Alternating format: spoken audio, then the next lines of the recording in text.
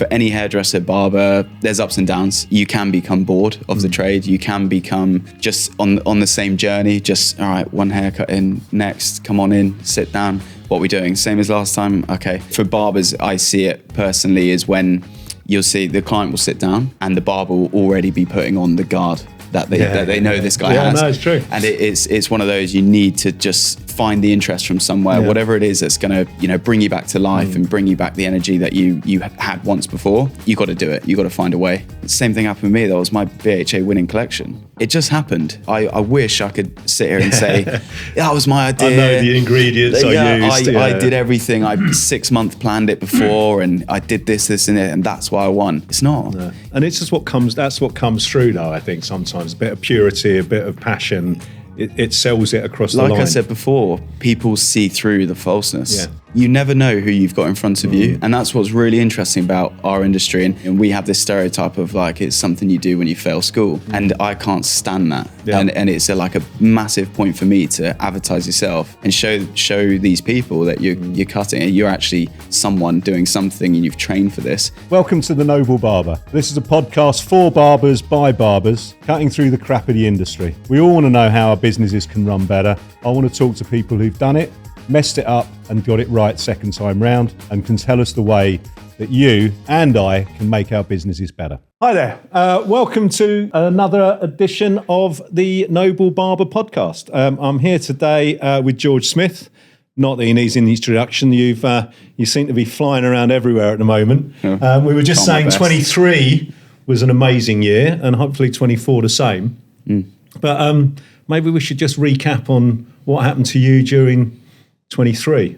23. So 23 was a good year. I think we had a lot of stuff going on. It was the main one, I think, for me, as I've just briefly said to you, was the salon. The salon change was a big thing for me and the family. So disregard any shoots going on, disregard any awards. That, to get the family business squared up correct, that was a big thing. And for anyone that's opened a shop will know, I mean, you'll know yourself, there's a lot that goes into it. And theoretically, yes, we changed from a Tony guy to our brand, Smith England, but it wasn't just a case of taking the sign off the door.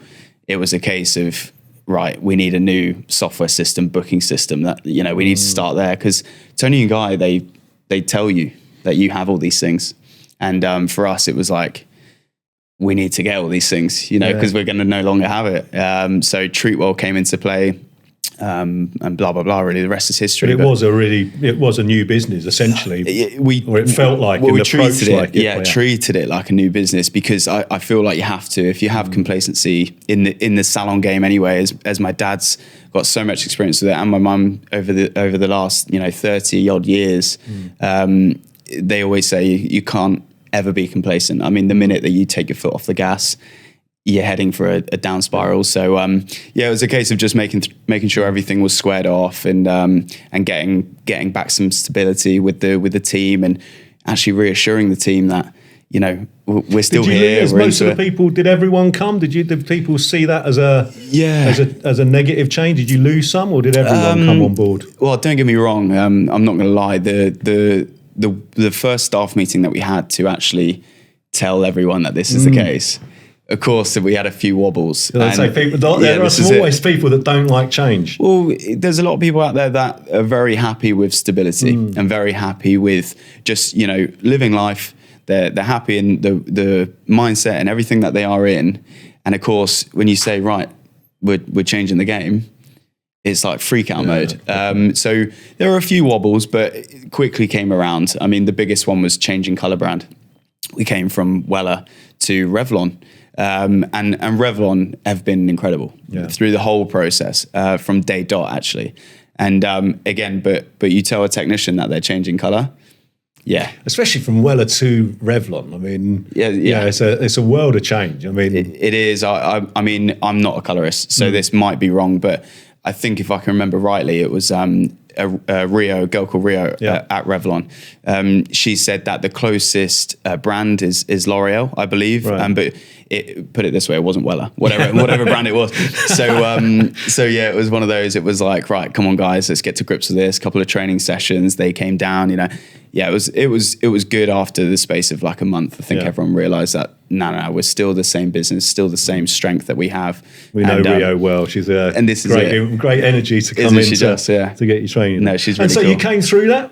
Yeah. And you've now traded in the new build as the new company now for 18 months? Yeah, about that. Obviously, the shop still stands the same.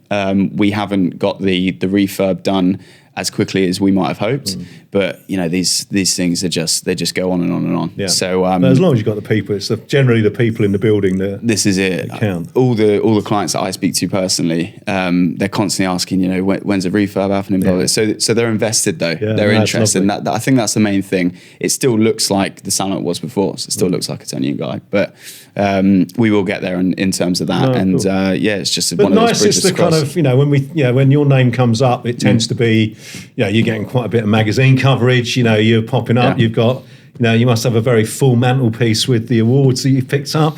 But it's nice that at the core of it, the thing that comes first is if you haven't got the business behind you, if you haven't got income to pay your mortgage, pay your rent. Yeah. No photograph's going to cover you. No, this is so the it's thing. really nice that's the heart, and for all of us as salon owners, it's and barbershop owners, it's without the business we got nothing. Well, this is it, and I constantly am reminded by both my parents that this is a thing which will churn, and you got to keep it churning to be able to do these amazing things.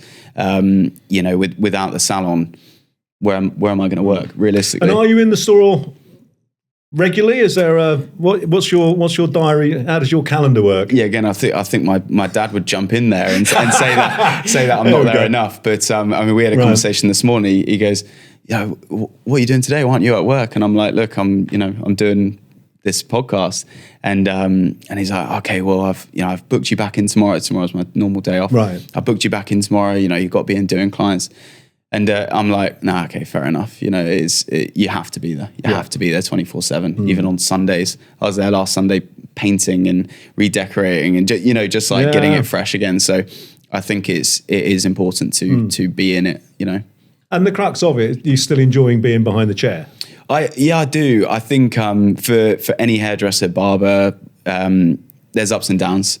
You can become bored of the trade. You can become just on the same journey. Just all right, one haircut in, next, come on in, sit down. What are we doing? Same as last time. Okay, get the clippers out, and it's just you'll see that. It's like for barbers, I see it personally is when you'll see the client will sit down, and the barber will already be putting on the guard that they know this guy has. No, it's true. And it's one of those you need to just find the interest from somewhere, whatever it is that's going to bring you back to life and bring you back the energy that you had once before. You got to do it. You got to find a way. Yeah. But and I think that kind of that relationship with your clientele is the thing that does. At some point they do, like you say, whether they stop coming or they nudge you in a different way, they will keep you on the straight and narrow somehow. Yeah, there's always some clients that will wind you up. Yep. And then there's you've got your list of clients that you see their name love. and you're like, oh, fantastic! It's going to be a good Tuesday. I had it on. I had it Saturday just gone, and I was up in Glasgow on Friday, and some guy messaged me. I put this sort of like fake post on, so let's go grab some sun whilst I was on the plane. Right. And he's like, oh, I'm so happy I cancelled. I moved it till next week because you're obviously just like buggering off. And I saw it and I was like, oh, no way, I don't get to cut your hair tomorrow, because I was actually in. Yeah. But yeah, so you've got those clients that are like, I can't wait to have a chat with them and to see what progression they've had in their businesses or whatever they're doing. That's really cool, actually. Yeah, I think that's the nice bit with us. And I've had periods of not being behind a chair, and certainly for the last decade since we've really kind of thrown ourselves with our barbershops, I'm behind a chair a lot. Yeah, and I love it. And I do think that's exactly it. It's that relationship at that point to catch up. Well, I think it's one of those. You never know who you've got in front of you, and that's what's really interesting about our industry. And actually, just working in a hair salon. As many people, we have this stereotype of like, it's something you do when you fail school. And I can't stand that. Yeah. And it's like a massive point for me to advertise yourself and show these people that you're cutting and you're actually someone doing something and you've trained for this. Because the people that you have in front of you vary like massively. My clients, I've got one client who's, I won't name any names or anything, but he's an agent for footballers. And he's one of the like people out there that I know and see, and I can just see he's an absolute machine. And then one guy sat down the other day. He's come back from New York. He lived there for 4 years, but he owns this huge marketing company, which of course I'm sort of like alarm bells ring as soon as I find that. I'm thinking, my products. And weirdly enough, I went to school with the guy, but he was sort of 5-6 years ahead, so I never would have known him.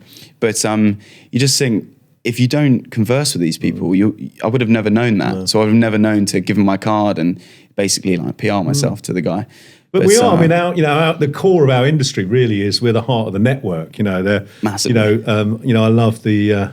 There's a few memes going around of I've been cutting your hair for 30 years and all I've been doing is collecting secrets. And that does seem to be the kind of heartbeat of what we do. We're the original networkers. We are. And you reach out through your clientele. But you've got the core of that going on. And obviously there's the other side to you, which I guess is more imagery. We've got a mutual friend in Alex that you've worked with more than several times, actually. He's done most of your photographic work. He's done, I think, all bar one of my photographic pieces, to be fair.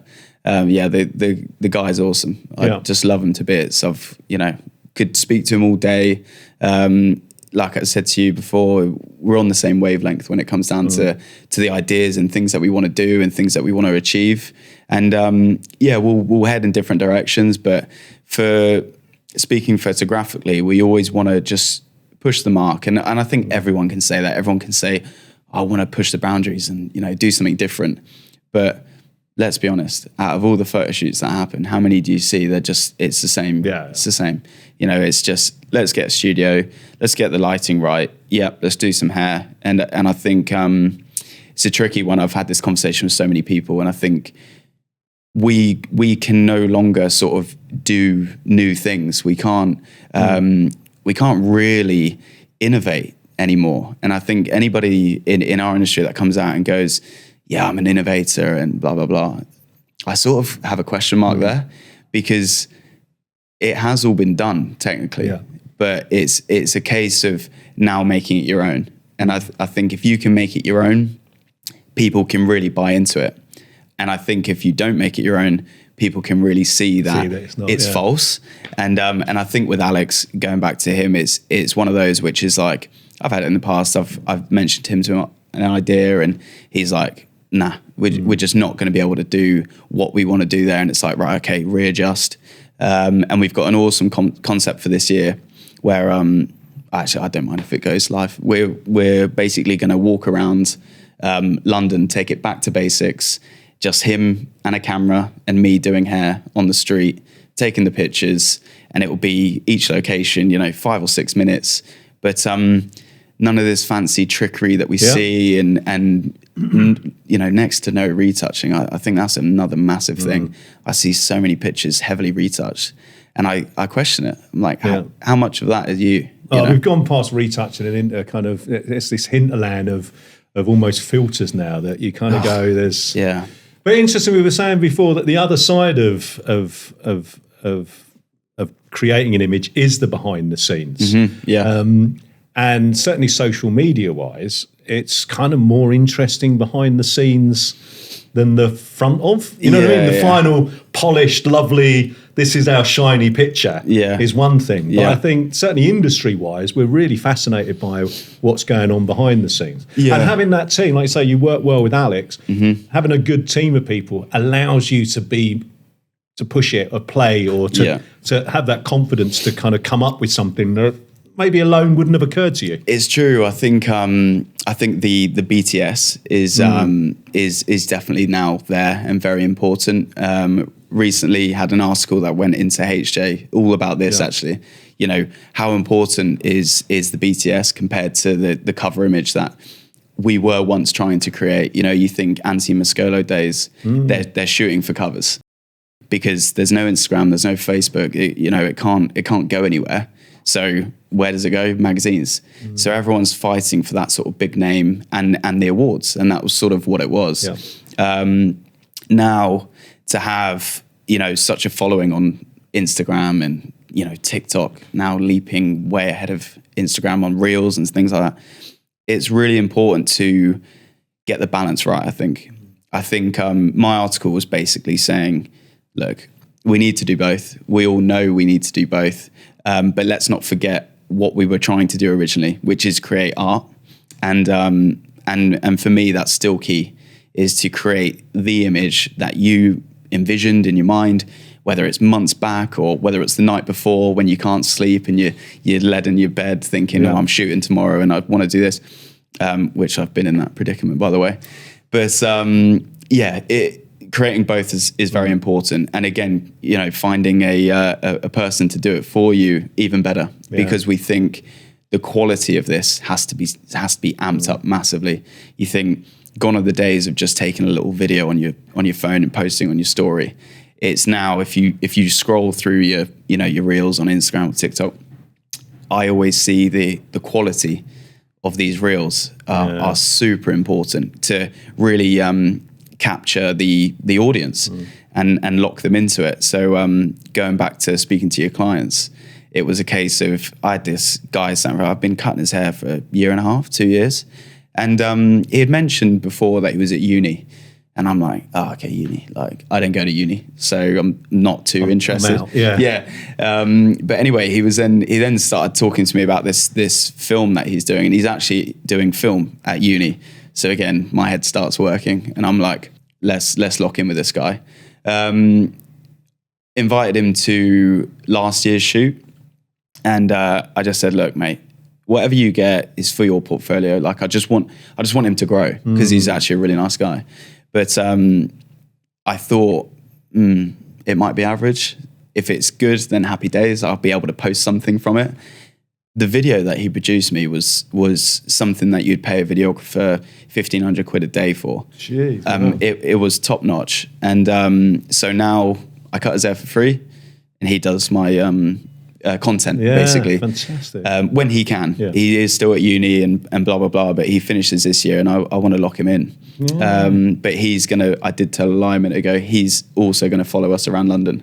So I'll have him videoing basically me and Alex and the model, and Alex doing the photography. So I've got the image and I've got the video, basically. So tick. Yeah. Mm-hmm. Oh, and I think that final, you mentioned Anthony Laban, and obviously he's got a Infringe, where you kind of see the quality of that going on. Yeah. And I didn't realise it at the time. It is all about that finish. You don't see the behind the scenes so much. The quality is sensational. I've even seen a few reels from Anthony now on Instagram. I don't know if he's doing them, but even he sees that it's important. Do you know what I mean? But at the same time, he's in that era where he'll just walk into a room and own the room. Yeah, absolutely. He's mega. Yeah.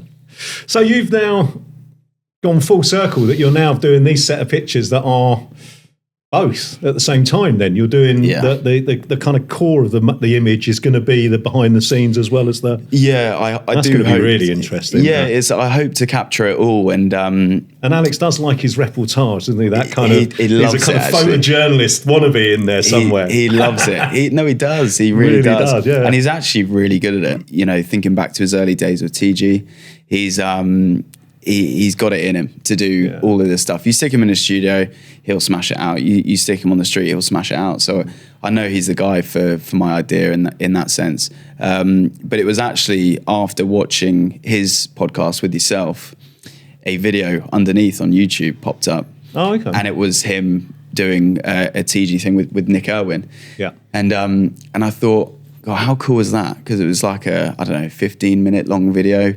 But they were in restaurants and just chatting, and you actually got a real insight to who they are instead of just a 15-second reel on Instagram when you never really know who these people are. You know, it can be a really good reel, edited well, 4K content. You know, it's awesome, but you'll never know who that person is unless you see them in action, talking normally, like the camera's not there, sort of thing. Yeah, no, definitely. So my idea with the shoot this year is to have that. So we'll have that, you know, 15, 20 minute long video for YouTube.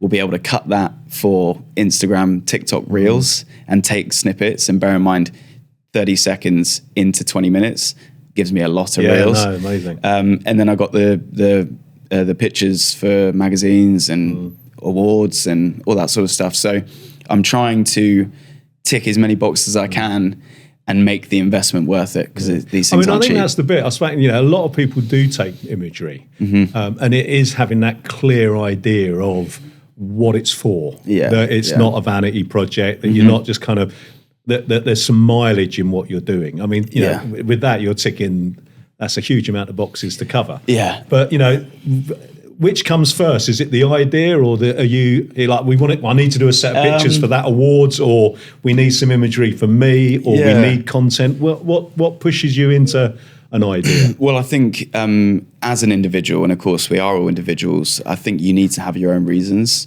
So I think for anyone watching this and going, yeah, that's a cool reason, maybe I'll try that. Find your own reason. But there does need to be a motivation in there to get it. There has to be a why am I doing this? And again, it's wherever you are at that point in time. For me now, my everything is my product range. So actually that then circled back, and I need content for the product range. I need a campaign. So let's do a campaign advertisement that I can use for marketing and basically the products suit the concept of a load of cool guys walking around London, cool hair, cool clothes. That's the target market, really, these guys. So to create a campaign around it and then go, not that it's an afterthought, because it's not, but it's to say, right, I'm going to do this campaign because then I tick all of those boxes. I've got content for my Instagram, and then I'll enter the pictures into awards. Instead of just going, I want to win the BHAs.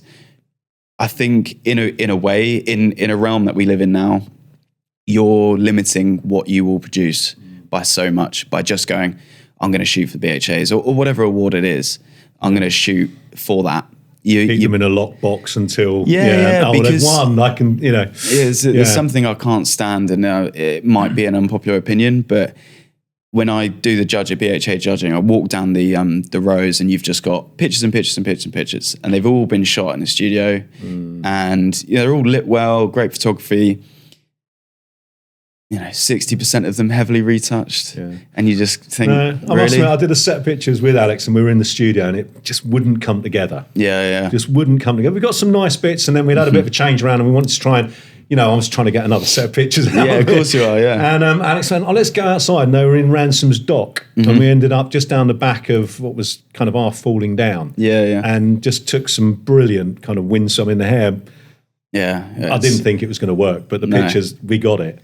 And that's it the was thing, though. Just off that cuff, and it was Alex just like, let's just do it. And being outside and having an element of unexpected, really did bring it around. I think for yourself, because I've been in that exact place, and at that point, you might say it different, but when you were in the studio, were you being 100% creative and free? When you then thought, this ain't working, we need to spice it up. At that point, were you being 100% creative and free and your own sort of vision, whatever? And same thing happened with me. That was my BHA winning collection. It just happened. And I wish I could sit here and say, that was my idea. I know the ingredients I used. I did everything. I 6 months planned it before, and I did this, and it, and that's why I won. It's not. No. It was at the point which I was 100% creative in my own little world and in Alex's little world, and we stepped outside. And this is what comes. That's what comes through, though. I think sometimes a bit of purity, a bit of passion. It sells it across the line. Like I said before, people see through the falseness. Yeah. If you create a collection and it's not what you do, or doesn't feel like what you do or what you wanted to do, people judging it, they can see that. They can. I know that there's not a name tag above, so they can't see who did it, obviously, but they just look at it and go, It's just someone that's just trying to recreate a winning collection that they saw last year because they just want to win. If you do it for another reason, I feel like you'll have a better chance. No, I think it's got to be you. And, winning with someone else's work's not going to feel as good as coming up with yours. Yeah. And then after all of this, business change, award winning, even,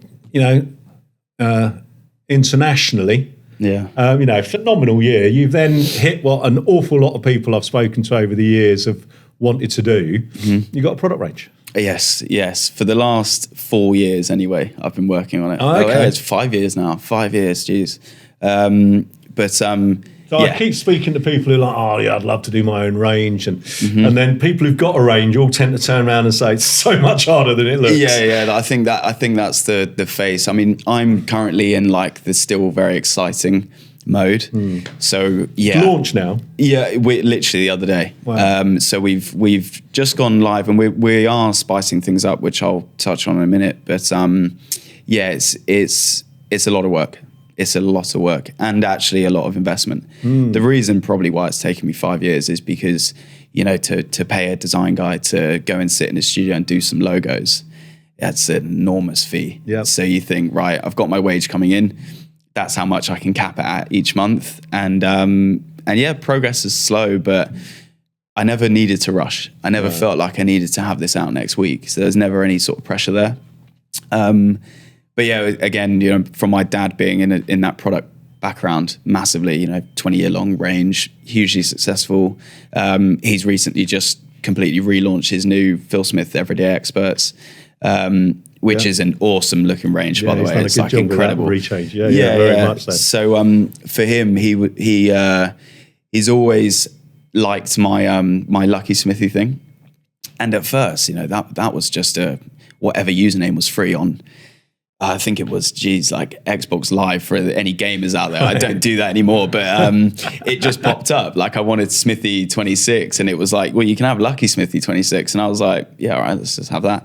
But he always quite liked it. And it was 1 year at Christmas. He actually bought me that trademark, the Lucky Smithy, as like a hair product trademark. Because of course, if anyone doesn't know, it's quite an investment, a trademark.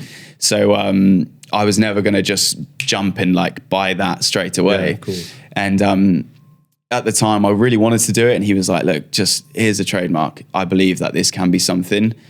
It's up to you now. Like you go and do what you need to do. I think that's the last bit of involvement that he's had. A few questions that I've fired at him over the last 5 years, but he'll never jump in unless I've asked him to.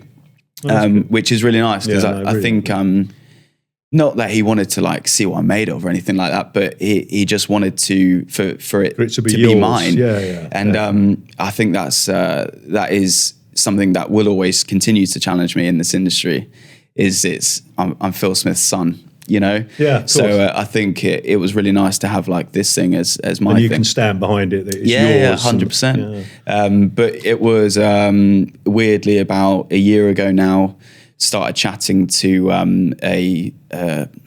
someone that buys companies basically, and in terms of an investment into the brand to really give it the input, because I got to a point. I've done the product renders. I know what they're going to look like. I've done the logos. I know what I want to do. Your typical matte paste, shampoo, shower gels, all that sort of stuff. But of course, you can only get so far doing it yourself. Yeah. And I've just had an email on the train on the way here. My first stock order is in the realm of it was just under $5,000. So you try and do that yourself. Good luck to anyone that can, and well done to anyone that can do it themselves from ground up. But I need investment. So basically, reached out and finally sort of found my feet with a guy that was quite interested. And his expertise is in basically online sales. So his first port of call was to make sure the numbers add up. So that's what we've spent the last sort of year doing, really, making sure that is actually something that can make money online. And how we're changing the game and spicing it up, as I said a minute ago, is going through online subscription sales only. Weirdly, when you do the numbers, much more attractive doing it that way. Yeah, nice one. And less hassle, less ag. You're actually selling to a lesser volume of people, but to have the guaranteed Constant, sale is consistency. So that's what we're going for. Ultimately, the end of the game vision for me is to see it on a shelf in a retailer. Of course it is. But online sales, subscription purchases, selling them as duo packs, amazing. I'm happy with that so far. And is that done? I can't think of anyone that's doing that in the hair industry. You see it with, it's definitely been a big game changer for the floristry industry. Yeah. Well, and a bit of cook your own meals is definitely a biggie. Well, we're and seeing health this. and vitamins and that kind of stuff. I'm trying to think of a hair industry that's not. We're seeing this more and more. Supermarkets and stores or barber shops and professional. Of course, we saw it in the brand world. Again, I'm sure anybody watching will have heard of Harry's. We saw Harry's change the game with shaving kits. And now you look at Harry's brand, they've got shampoos, they've got hair products, skin products, real sort of have set the tone for like a men's range. Other brands like Bulldog did really well. They offer a subscription like discount. Right. But in terms of a hair range made by a professional in the industry, no one's doing that. No one's doing a subscription based purchase where this is what you need if you have curly hair or thick hair, fine hair, blah, blah, blah. And that's where it will go eventually. But we've just got the one duo out for the minute, which is your 2-in-1 and a styling clay matte paste. Well done. That's fantastic. Yeah, it's really cool. And I just, for me, it was like a really big thing to not go for the typical white label products. There's a few barbers about, there's probably some in my town that have a product range, right? And it's cool because if they're self-employed, they can have their names on a label and bottle of shampoo. But if it's white label, you never own the IP to that formulation. So again, the investment came in. I own the IPs, I own the formulation, so there'll never be another product on a shelf with that formulation in. So that was key for me. Yeah, no, that's really nice. And so 24 is going to be presumably that's going to take up a fair bit of your time, I would have thought, isn't it? If not all my time, because it's a case of I'm getting nagged at by my girlfriend at the moment to book a holiday. And I can't do it because I don't know where I'll be or where I'll need to be as and when. For now, the focus is to get that in a consistent form and really get that going. And of course, I'm orientating anything I do around it. I.e., this year's photo shoot, only shooting once a year, but it means that I need content for the brand. It's not just I need to go and win awards now. I've got to tick more boxes. But it's cool. It's exciting though. It's really exciting, mate. Looking forward to keeping an eye on you for 24. Well, I'll send you a box of products. Really lovely. When I do beard stuff. Well, I think I sent you when you came in that I was sitting at a table at the BHA with your dad. Weirdly, when you got your award. So you've kind of been on my kind of eye line from that moment, and interesting from that one award ceremony. It's been quite a trajectory this year. And obviously everyone forgets the 3 or 4 years hard work before that. No one sees that, of course. No one sees that. But it's taken you a decade to be an overnight success. So I tried my best, right? Well done. Thank you very much, buddy. Thanks, mate. Cheers. Thank you for watching this episode of The Noble Barber. If you liked it, please do like and subscribe. If you've got comments of what we should be doing in future, please give us your questions and we'll try and find an expert to talk to. Or if you're the expert and you want to come on here and help, stay in touch, we'll get you on. Come and join us on the sofa.